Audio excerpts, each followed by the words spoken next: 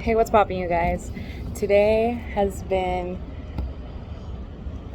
one of the most best, beautiful, fucking amazing days I think I've ever had in my entire life. I'm just having a great time. I'm having a really great time. I'm not... I need more alone time. I think I'm starting to realize that I need more alone time. I need more time to just be with myself and to be away from the house and everything. And it never really dawned on me before, but now it's dawning on me that I just need to be alone. And when I'm alone, beautiful things happen because I ride it, and I ride that heat until it's done, because I choose to do so. And that's the beauty of it, is that I just got a new perspective on something, and it was so funny because I learned that perspective through hot sauce. And this is just such a, I need to share it. When it comes to hot sauce, and you can apply this to life, when it comes to hot sauce, people don't realize that the reason why the flavor may not pronounce itself as much as you would hope or expect it to is because you're not riding the wave of heat. You're not riding the fire. You're not riding it. You're trying to fight it. You're trying to make it stop, when in reality you bestowed that onto yourself. Do you understand what I'm saying? You decided to try the hot sauce, and so now you gotta experience the hot sauce. Even though it kind of hurts, but it hurts in such a beautiful way when you finally let it, when you finally allow it. And then you get high. You get really stoned off the hot sauce for a split second there. And that's what's so fucking cool. Because, don't get me wrong, I love weed. I love getting high off weed. But I'm starting to realize that it's one of those things, just like hot sauce, you don't need to douse your fucking food in it, You don't need to douse your life in it. You can just have it whenever you want it, and have it on occasion, and have it every once in a while, And it's a beautiful thing, because you're there for the flavor, and you're there for the moment, and you're there for the experience. And I feel so dumb now, but at the same time, it's because I didn't have this perspective before. But I was talking to someone, and I told them how much I like cheap weed because you can get it in abundance. But now that I don't see weed as something that I want to do in abundance, I completely comprehend their point of view when it comes to wanting to just get the good shit. And now I see it, because now I want to have weed just be something that I do for the good shit, for good times, for times when I want to do it, and when I want to be fucking high off my ass, and that's when I want to do it. And so, I don't know, I got a new perspective on something, and it would have never have happened if I wouldn't have just gone out and been with myself. And I feel like that's a very important thing, is that sometimes you just got to go out and be with yourself, and you will find the answers that you need to find, and whatever it is that you're looking for. And I don't know, that's the beauty of life, we're all just people doing our fucking best, and we're just doing what is necessary and what is possible. And granted, there are some, bitches in the road, and some fucking assholes in the road, and sadly their best is being, a child of Satan. But that's just them, that's just them, and there's nothing we can really do about it. But, well, there are things we can do about it, but it's just up to them whether they want to listen or not. Because I feel like, I don't want to bring religion into this, because I'm not even religious, but I feel like it's like a great explainer for something that is kind of complex. I feel like that's why Christians and Catholics love Christianity and Catholicism and shit like that, is because it makes a very complex idea very simplified. It's just that somehow it was still lost in translation, but whatever.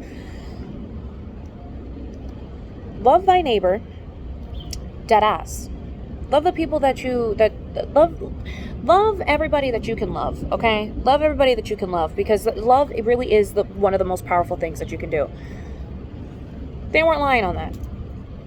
I feel like people really can be saved, in the sense of just like, if you're a piece of shit person, I feel like there's ways, as a good person, you can help that person out of that rut. But the thing is that just like with Christianity, just like with Catholicism, just like with literally any fucking religion, probably, if that person doesn't want to be saved, then they're not going to, you know? It's up to them. It's fully up to them whether they want to go down that path or not, whether they want to become a better person or not. And if they don't want to become a better person, then that is on them, and there is nothing that you can do about it up to that point. And that's something that I really needed to learn, because I do it to the point where I get really hurt. And that's not good, because then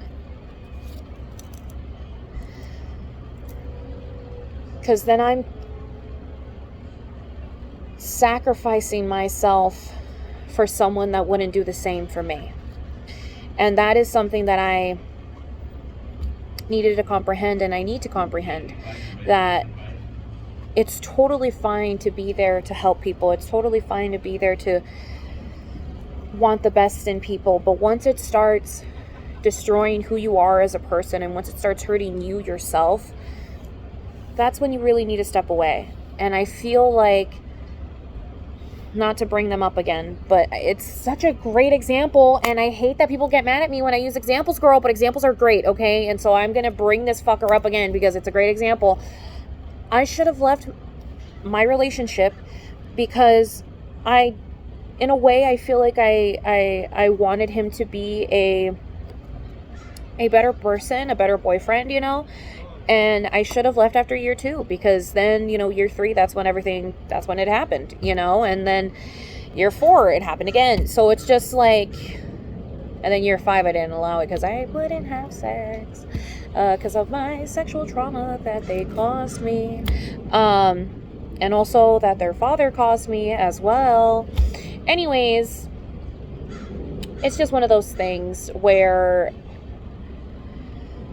I now know when my time to move on is, and I feel like it was very hard for me to move on because there was still a part of me that wanted them to be better.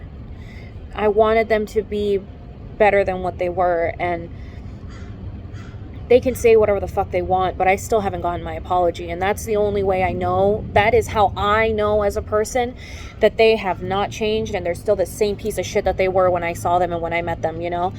And that's just what it is. Like, and there's no one can tell me different, because I know that that's the truth, you know? I still never got my apology. And it also makes sense as to why someone else that I know is still waiting for an apology from me, but I simply don't know what it is I'm really apologizing for. I guess I'm apologizing for yelling, but I don't even really remember what I did, but I still need to apologize for the yelling. But also, they never expressed their emotions to me.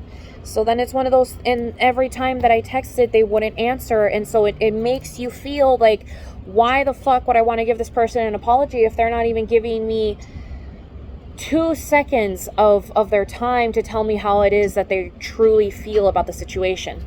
Because theoretically, I will not know how you feel until you tell me how it is you feel. And you have not told me how you felt. And you know who you are. If you're watching this, you know exactly who you are. You never told me how it is that you felt. All you did is simply ghost me. You cut me off, and then you started posting pictures of you hanging out with other people, which is fine, but I know you did it with the intent of being a fucking bitch. Just being an asshole. You're being an asshole. Because that's how you know how to deal with your emotions. You just know how to be a dick. And I feel like one of those things where it's like I needed to walk away, because I did want to make you a better person as well. I wanted to make you a better person.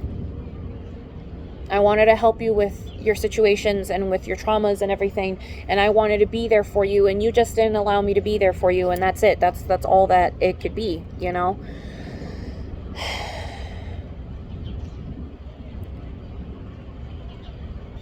And then also on top of that, I understand that I probably shouldn't have done it that day because you asked to not have it be done that day. But another thing is that I genuinely had no control over it. Like, that day, I genuinely had no control over it. I was already on day fucking 4.5 of no sleep. And, that made things very incomprehensible and very hard to... A lot of things were just going on in my head that I just really didn't give a fuck about what was going on in your head. Because for me, it was just a lot of things were happening. I thought my family was going to die. I thought a lot of things were going to happen that day. And then you stressed me out later because then you didn't even message me back. And so then I thought you fucking overdosed on cocaine. So then it's like, you know what I mean? I already did that part of the communication. I've already tried to open the line of communication. I tried to open it that day. I tried to open it multiple times prior after that, and you still have yet to respond. And so it's one of those things where it's just like I don't really comprehend what it is that you want me to do. And since you're not telling me, I'm just gonna have to say goodbye to that fucking bong and that sweater, which makes me so sad because I really want them back. I really, really want them back. That was my last $80 and I spent it on that, and I really want them back. I just really want them back.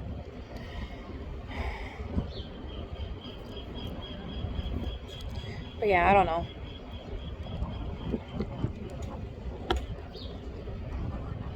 I don't know. It's very frustrating.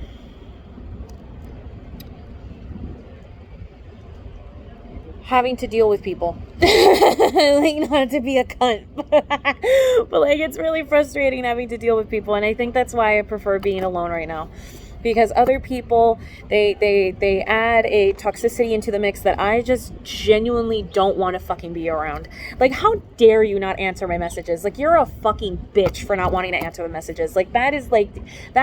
No. Fuck you. Honestly, fuck you. Because, even when I'm fucking angry as shit, I'll still answer to a message. You know what I mean? I just don't get it. Whatever. But it's not something for me to get. And that's another thing that they also didn't understand. It's not something for me to get. Because if it was for something for me to get, then I would get it. But I don't get it yet. I don't understand it. I don't comprehend it. Because I talk about my emotions. I talk about my feelings. I talk them out. And I understand that they don't. And it's probably because of the, situation where they grew up, where they couldn't talk about their emotions. Oh, okay. They will come when they want to.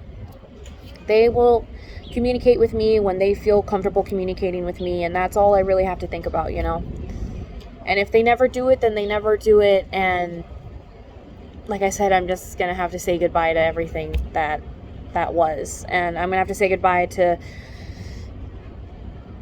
I don't even feel comfortable calling it a friendship anymore, because at this point I don't even know if it's a friendship, because with them acting like this, I don't consider that a friendship. I don't consider harboring emotions a friendship. I don't consider that a friendship. At all. So, whatever the fuck they were, they're gone. So, there's that. But yeah, I don't know. I've realized that a lot of the relationships, friendships, commitmentships, acquaintances, whatever, what have yous, I lose them all because I've finally reached my ends meet on wanting to help them. And they've finally reached their ends meet of me wanting to help them as well. And it's one of those things where it's if I'm getting hurt mentally, physically, spiritually, whatever, then it's just time to go. It's time to leave. And that's why I left Mexico. That's why I left the relationship. That's why I left that friendship. That's why I left the other friendship that I really loved and endeared close to my heart, because it was causing me more harm than it was causing me, good. It was doing way more pain, and it wasn't pain that I wanted to experience.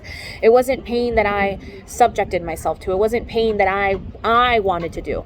It was pain that they subject on to me that I had a say in, but I didn't speak up. And so that's why it's over. You know what I mean? That's why all of those are over. because I did like hanging out with them, but I didn't like hanging out with them with the frequency that we were hanging out. That shit was too much.